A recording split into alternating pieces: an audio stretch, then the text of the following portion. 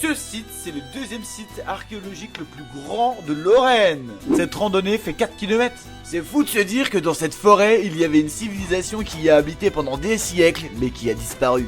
J'arrive au-dessus de Saint-Dié, dans un grand parking. Je mets mes chaussures de rando et c'est parti. Je prends ce chemin juste ici. Je grimpe cette grande côte pleine de cailloux. Je suis mes balises correctement.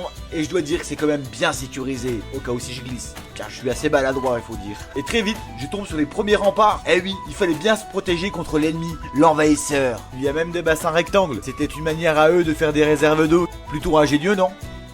Les champignons. Bon, celui-là va être un peu compliqué à faire cuire ou à ramener à la maison. Ils avaient aussi leurs traditions et leurs coutumes, et leurs croyances, comme ici, une représentation de Jupiter sur son cheval.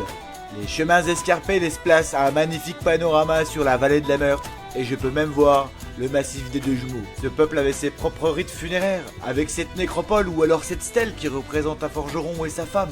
Les vestiges des archéologues qui sont venus fouiller les vestiges dans le vestige, ça fait beaucoup de fois vestige, j'avoue. Et il est même possible de rejoindre d'autres circuits depuis ce point. Nous sommes au camp celtique de la Bure, au-dessus de Saint-Dié, et si vous passez par Saint-Dié, n'oubliez pas que, ici, il y a